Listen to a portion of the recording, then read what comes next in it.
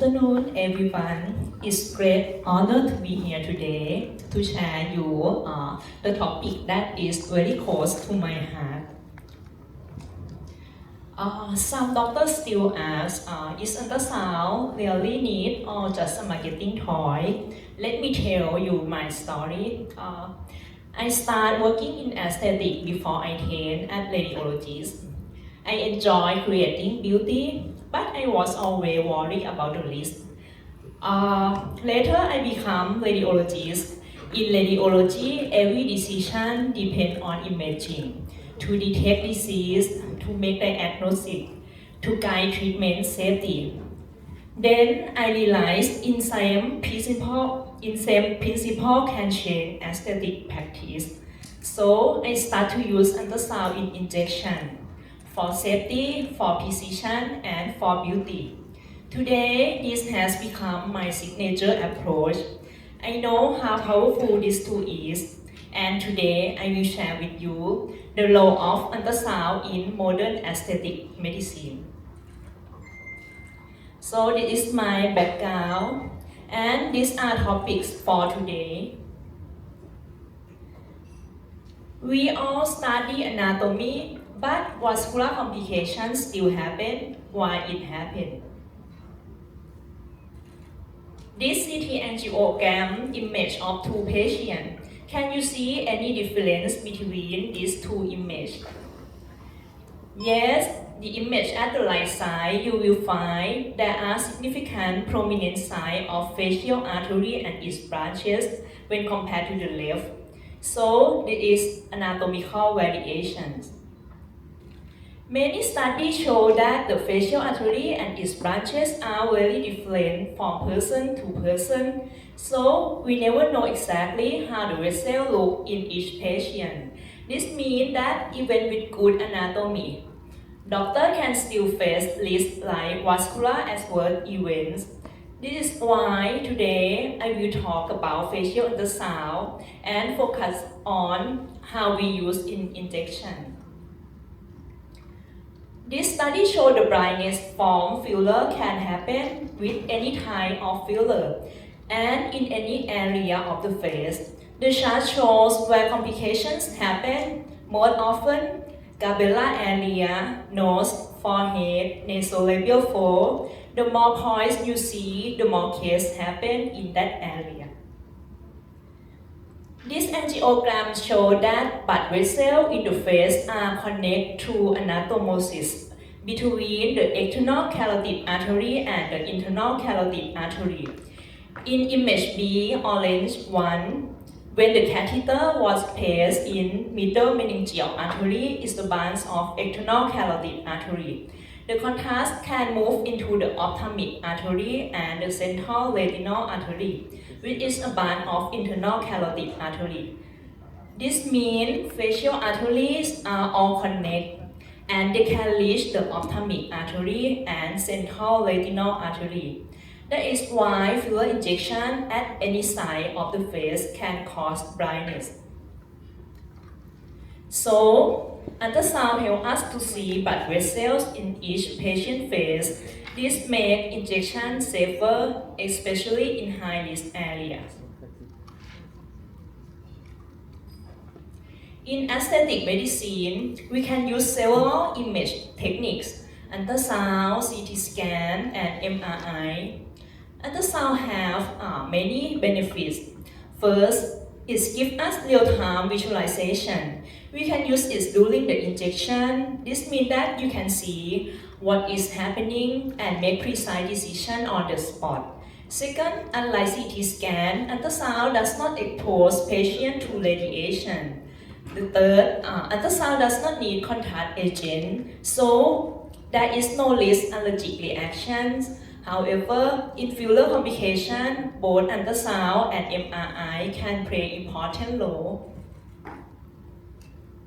In case of severe complication, MRI gives us a big picture. It shows how fillers can persist and spread in the tissue over many years, but in daily practice, ultrasound is much more practical. So today I will focus on ultrasound. This diagram shows how ultrasound can make filler treatment safer. Ultrasound helps us prevent side effects such as lumps or an overfill phase. We can see where the old filler in the patient face. It also helps us avoid blood vessel by checking the vessel before injection. We can prevent intravascular injection. In high-risk area, we can guide the injection in real time, and if side effect happen, ultrasound is still useful. We can locate the filler, check the vessel, and use ultrasound guide higher risk to treat the problem with precision. Ultrasound operates on principle of sound wave diffraction. These sound waves go to the skin and bounce back at different speed depending on the tissue.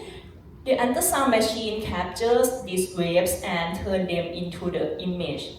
This is essential because it allows us to see beneath the skin, ensuring that our injections are both precise and safe.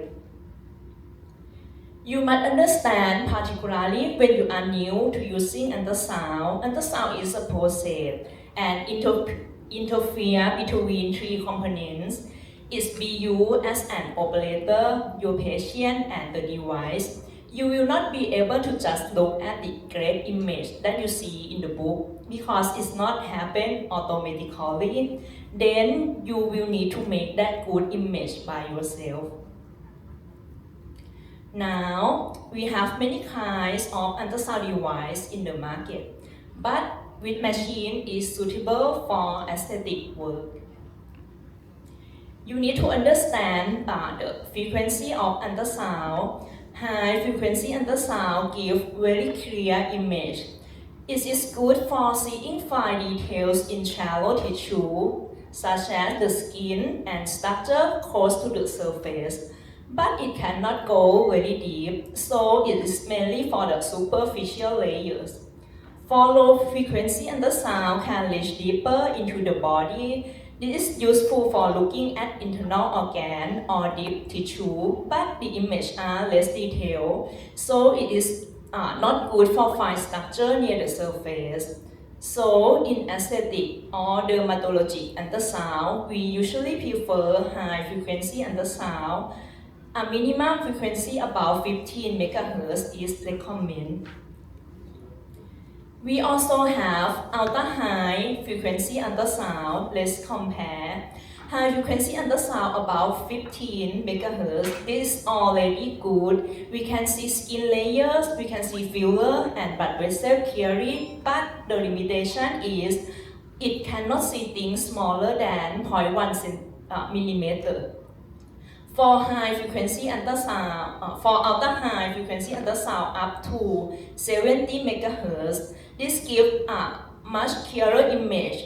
The resolution is almost like looking under microscope. With this, we can see very small filler deposit, less than 1 millimeter. But these ultra-high frequency machines are very expensive and only a few centers in the world have them. So, in general, image quality strongly correlates with price. Better device give higher resolution. This means we can see vessel and facial layer more clearly. But in clinic setting, we must think, is this right for right invest for us? On the other side, they have handheld or smartphone-based ultrasound device. It can also be useful. They are more affordable and can detect large filler or biostimulator deposits. But we must remember their limit.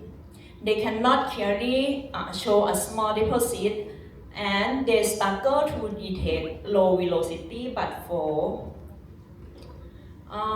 This is an interesting paper that compares handheld ultrasound for use in ophthalmology and facial aesthetics.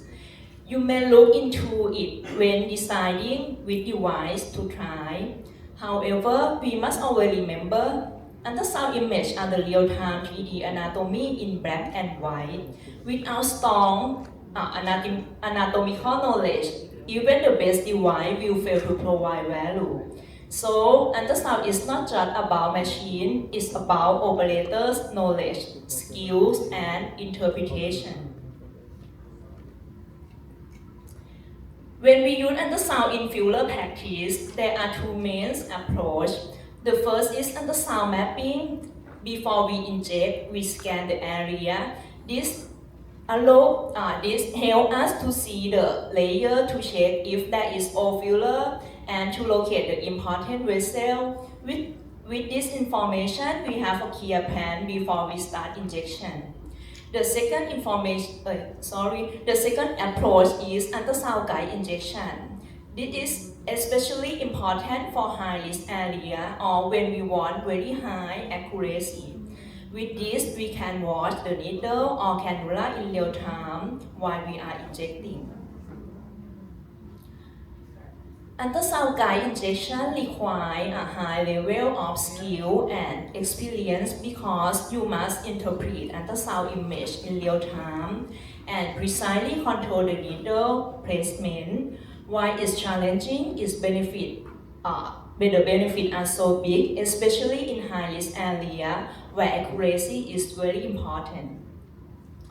With ultrasound guide injection, we can see the needle in two ways. The first is called in plane. Here, the needle is parallel to the ultrasound probe. We can see whole length of the needle on the skin. The second is out of plane. The needle is perpendicular to the probe. We only see part of the needle and it looks like a dot on the image.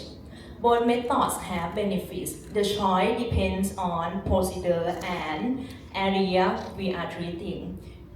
Even very small needle like insulin needle can be seen with ultrasound if the operator is well trained. When we use ultrasound for filler, the technique is very important. Some common problems can happen. If we press the probe too strong, the tissue becomes flat and the vessel disappears. The image is not real and the anatomy may look different. If the Doppler setting is wrong, we may not see the blood flow or see too many signals. Then it is hard to know which is the real vessel and which is the only artifact. If the probe and the needle are not in the same line, we cannot follow the needle tip. This makes injection less safe because we don't know exactly where the product is going. And one more thing, aseptic technique is very important. The probe and the gel can bring bacterial contamination, so we must use sterile cover and sterile gel. Then, with practice, we can avoid this mistake. Now you can see something about facial overfill syndrome, the condition where too much filler has been injected. This leads to an unnatural or pure face appearance, especially an unnatural smile, and sometimes we may even cause this problem in our own patient without intention. Ultrasound can help us with this issue. This is a viral. This is Alice. She is a beauty journalist in UK. She had filler injection all over her face. She never had any major problems. After her last injection 3 years ago, she believed all the filler had already dissolved. But then she had an MRI scan. The result was shocking. 20 years of filler will stuck in her face, and even more surprising, the MRI showed more filler than the total amount she had ever received. But when you see Alice in person, her face looked completely normal. There were no lumps, no sign of overfilling. The MRI only showed that filler can stay in the tissue, but remember, filler is hyaluronic acid, which binds water. So the volume we see on the image does not always mean there is too much product. On the outside, her face will still beautiful and natural.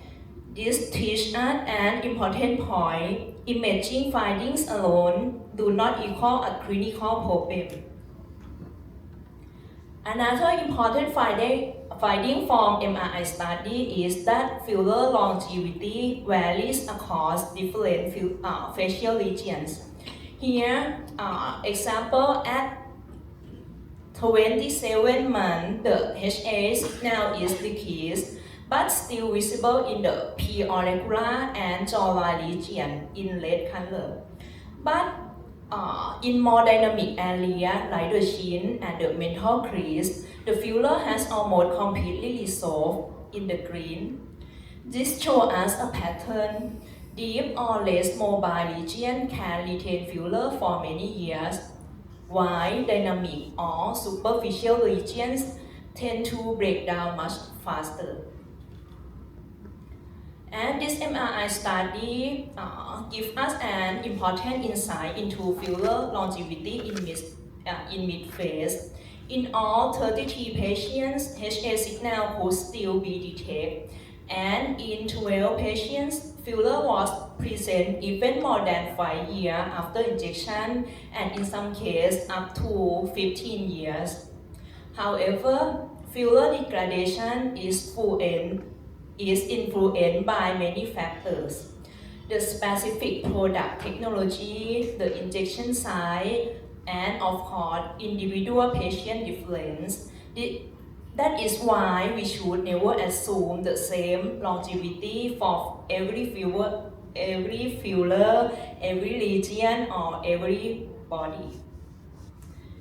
So, what does this mean for us as injectors? We need to rethink our refill protocols. If filler can stay in the tissue for many years, adding more product at every session may cause overfilling. The key message is ultrasound scan before injection. If the filler is still present, we must rethink the plan. Our goal is to avoid overfill and to preserve natural long-term beauty. And when too much filler is paid in the mid-phase, it can disturb the natural movement of the tissue. Patients may develop an unnatural smile because the extra volume interferes with the transverse facial septum. Remember, the transverse facial septum comes from the underside of zygomatic major muscle. It works like a hammock. It separates the buccal space from the deep mid-facial fat compartment, and it plays an important role in facial expression. When there is less volume in mid-face, the zygomatic major can contract more efficiently. The transverse facial septum is under less tension. This allows the mid-face to elevate naturally when the patient smiles. So, in case of overfill, ultrasound helps us to see the tissue layer, identify pockets of excess filler, and perform ultrasound guide hyaluronate injection. After ultrasound guide hyaluronate injection for overfilling, you will see the result. The smile improves. It becomes wider, more open, and more elevated. This can be explained by the zygomatic major muscle. It is a main muscle for smiling. It starts deep from zygomatic arch and attached to the modiolus at the corner of the mouth. When excess filler is present, it blocks the normal movement of this muscle. We also saw a reduction in crow's feet. This can be explained by Duchenne smile. In true Duchenne smile, the orbicularis oculi contract together with the zygomatic major, but with too much filler in mid-face, both muscles must work harder to make a smile. This creates stronger crow's feet lines. By reduction the filler volume, the muscle no longer need to contract so strongly. The smile looks more natural and the crow's feet lines are reduced. Sometimes you may not know what your patient has been injected with before. Ultrasound can be really useful. By using ultrasound, you can identify the type of filler based on how it looks on the skin.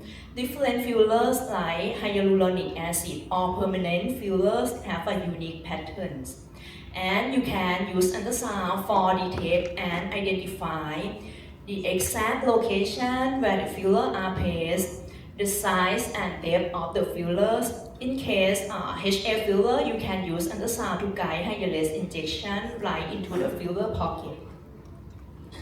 This ultrasound image shows a well-defined oval shape and echoic content is typical HA filler. This ultrasound shows hyperechoic band-like deposit at subcutaneous fat. This is hyperdilute calcium hydroxyapatite. This is hyperechoic area with strongly posterior acoustic shadowing, and you cannot see normal anatomy. This is typical called snowstorm pattern. This is silicone oil. This is an echoic homogeneous structure in the chin is silicone implantation. While ultrasound might not always be possible to know the exact product, you need to correlate ultrasound findings with patient history and physical examination. But ultrasound can give important clues and guide your treatment decisions. And for the nodule, ultrasound can help us understand filler nodules. It can tell the difference between non-inflammatory filler nodule and foreign body granuloma. This is very important because the treatment is different. A non-inflammatory filler nodule is a benign lump from HA filler. On ultrasound, HA nodule usually have a smooth border and echoic to hypoechoic, oval in shape, sometimes show posterior enhancement, and they are compressible. In the contrast, a foreign body granuloma is more serious. It happens when the immune reacts against the filler. On ultrasound, it looks irregular, heterogeneous, and shows inflammation with increased blood flow around the area. By using ultrasound, we can make better treatment decision. For HA nodule, we can use HIALase injection, but for granuloma, we may need corticosteroid or even surgery. So, in case of vascular adverse events, ultrasound is an essential tool. It shows us exactly where the filler is and if there are any blockage. With this, we can guide HIALase injection to dissolve the HA filler more precisely. This study compared ultrasound guide injection with the conventional injection. The results show a big difference in dose of HIALase need. You must know that HIALase injection can be painful. With ultrasound guide protocol, we need less HIALase and it makes the treatment more comfortable for patient. Moreover, ultrasound can monitor the treatment. It shows us if the blood flow is restored. So, let's look at some real-world application to my case. This patient came with history of under-eye filler. Her main concern when she smiles, they have a visible lump, making her right eye almost closed. She waited for 2 years, hoping the filler would dissolve naturally, but the lump never went away. So she came to me. On ultrasound, I saw an echoic nodule in the subcutaneous layer under both eyes, consistent with HA filler. Then I performed an ultrasound guide HIALase injection. The needle was advanced directly into the HA pocket and HIALase was released exactly into the filler. The result after just 1 week show a remarkable improvement. Her face looked more natural, the under eye lumps disappear, and both eyes open more symmetrical. So this is example ultrasound acid temple injection technique. As you know, the temple is a complex area with many blood vessels. This makes it a high risk site for filler injection.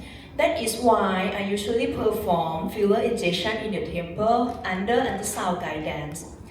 First, I use ultrasound to assess the patient anatomy, visualize the vascular structure, and plan the safest injection site. In this case, I can see the superficial temporal artery, the middle temporal vein, and the deep temporal artery. I plan to use two techniques. First, a deep injection on the bone, carefully avoiding a deep temporal artery. And second technique, I use interfacial plane technique. I usually guide the cannula from the temporal fusion line into the interfacial plane.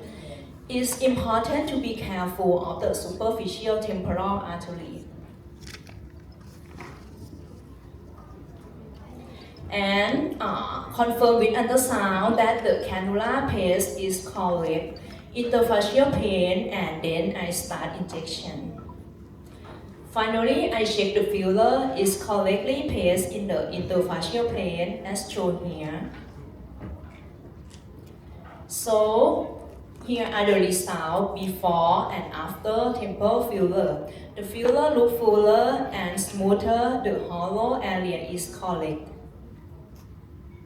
So, for the last, ultrasound is becoming an essential tool for aesthetic medicine because we can do so much more with it.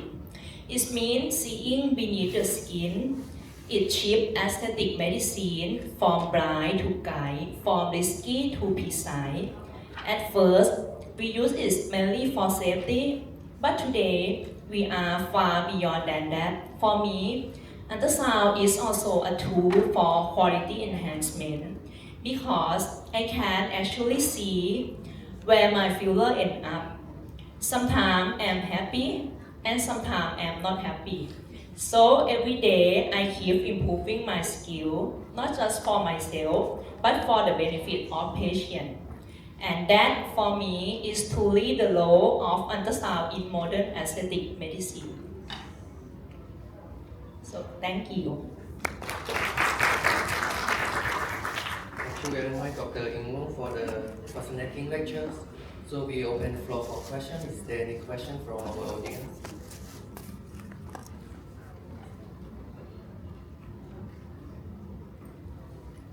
Okay, thank you so much, Dr. Ingmo. Okay, so before moving to next session, please let me announce again for the lost and found item. The Huawei tablet and which is connected to the charger, which was left in the lunch symposium. So if you or your friend has lost it, please kindly come and collect at the MC station. And yeah. Okay, ladies and gentlemen, before we continue to our coffee breaks, we have something that we all have long waiting for. Very exciting. It's for our lucky Chorathon. So may I hand over the floor to Dr. Patrick and Dr. Noah for the lucky draw.